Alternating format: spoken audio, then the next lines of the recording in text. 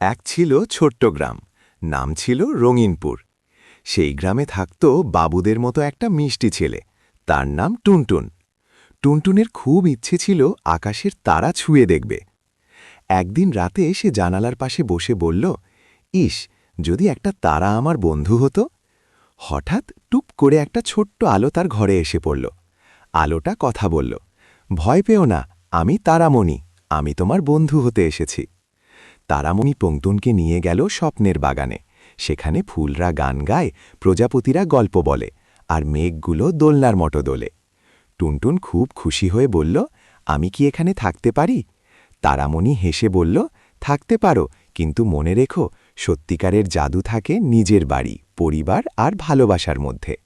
সকাল হলে টুনটুন নিজের বিছানায় জেগে উঠল। জানালার পাশে একটা ঝিকিমিকি আলো রয়ে গেল। সেদিন থেকে টুনটুন বুঝল, ভালোবাসা আর কল্পনারই সবচেয়ে বড় জাদু।